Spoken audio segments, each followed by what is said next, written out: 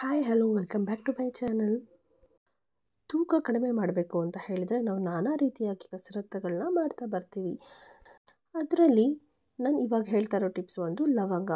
ಒಂದು ಲವಂಗವನ್ನು ಪ್ರತಿನಿತ್ಯ ತಿನ್ನೋದ್ರಿಂದ ಖಂಡಿತವಾಗಿಯೂ ಒಂದು ವಾರ ಮಿನಿಮಮ್ 7 ಡೇಸ್ನಲ್ಲಿ ತೂಕನ ಕಡಿಮೆ ಮಾಡ್ತಾ ಬರ್ಬೋದು. ಲವಂಗವನ್ನು ಖಾಲಿ ಹೊಟ್ಟೆನಲ್ಲಿ ಸೇವಿಸ್ತಾ ಬಂದರೆ ಪ್ರಯೋಜನಗಳು ತುಂಬಾ ಇದೆ. ಈ ಖಾಲಿ ಹೊಟ್ಟೆನಲ್ಲಿ ಲವಂಗವನ್ನು ತಿನ್ನೋದ್ರಿಂದ ಜೀರ್ಣಕ್ರಿಯೆ ತುಂಬಾ ಸಹಾಯ ಮಾಡುತ್ತೆ. ಇನ್ನು ಗ್ಯಾಸ್ಟ್ರಿಕ್ ಸಮಸ್ಯೆ, ಅಜೀರ್ಣ ಈ ರೀತಿ ಇರೋರಿಗೆ ಈ ಲವಂಗ ತುಂಬಾ ಸಹಾಯ ಮಾಡುತ್ತೆ. ಇದನ್ನು ತಿನ್ನೋದ್ರಿಂದ ಗ್ಯಾಸ್ಟ್ರಿಕ್ ಮತ್ತು ಅಜೀರ್ಣ ಎಲ್ಲ ದೂರ ಆಗುತ್ತೆ. ಲವಂಗವನ್ನು ತಿನ್ನೋದ್ರಿಂದ ನಮ್ಮ ದೇಹದಲ್ಲಿ ರೋಗ ನಿರೋಧಕ ಶಕ್ತಿಯನ್ನು ಹೆಚ್ಚಾಗುವಂತೆ ಮಾಡುತ್ತೆ. ಇನ್ನು ಲವಂಗ ದೇಹದಲ್ಲಿರುವ ವಿಷ ಕಾರಿ ವಸ್ತುವನ್ನು ಹೊರಗೆ ಹಾಕಿ ನಮ್ಮ ರಕ್ತವನ್ನು ಶುದ್ಧಿ ಮಾಡುತ್ತೆ.